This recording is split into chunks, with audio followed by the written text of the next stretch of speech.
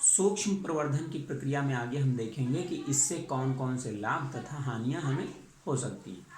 तो सबसे पहले हम लाभ के बारे में बात करेंगे।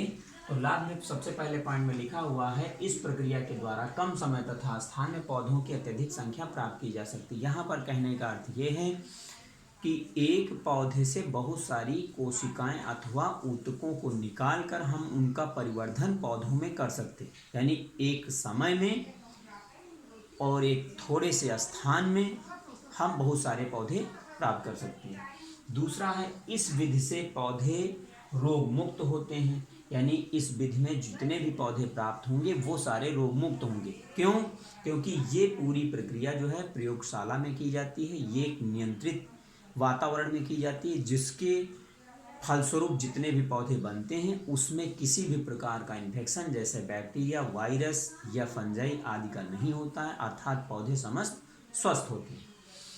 एक लिंगी फल युक्त मादा पौधे अत्यधिक संख्या में प्राप्त किए जा सकते हैं। यहाँ पर कहने का मतलब ये है कि ऐसे पौधे जिनमें नर तथा मादा पौधे अलग अलग होते हैं, यदि मादा पौधे के द्वारा फल का निर्माण हो रहा है तो वहाँ पर क्या है कि हम उसी पौधे को अत्यधिक मात्रा में बना सकते हैं, यानी उसकी संख्या को हम बढ़ा सकते हैं। जैसे पपीता, पपीते में नर तथा मादा पौधा अलग अलग होता है और इसमें मादा पौधे पर ही फलों का निर्माण होता है, तो हम मादा पौधे को अत्यधिक संख्या में उत्पन्न कर सकते हैं। अगला है, इस विधि से प्राप्त समस्त पौधे एक ही आनुवंशिक रचना वाले होते हैं। यहाँ पर अर्थ ये है कि जितने भी पौधे बनेंगे वो समस्त पौधे एक आनुवंशिक संरचना वाले होंगे, अर्थात इनका जन्म एक ही पौधे से हुआ है, इसलिए इनका जो भी जेनेटिक मटेरियल होगा वो एक जैसा होगा। अगला है, इस तकनीक से पौधे मूल जात बनी रहती पौधों की।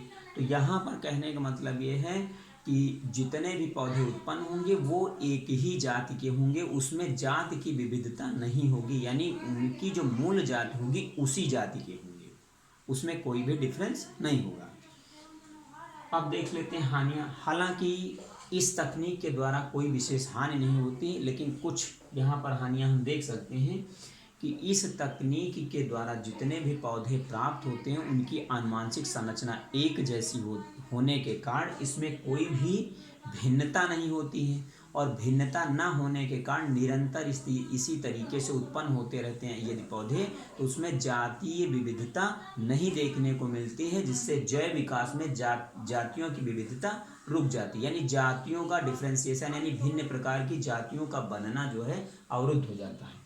दूसरे पॉइंट में देख लेते हैं, इसमें फली पौधों को वरीयता दी जाती है, जिसके कारण नर पौधे की संख्या घट जाती है।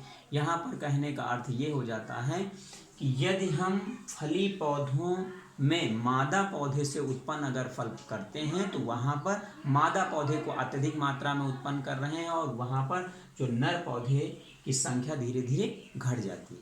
तो इस प्रकार से आज हमने देखा कि सूक्ष्म प्रवर्धन से क्या लाभ हैं, क्या हानियां हैं और इसके यह तकनीक क्या है।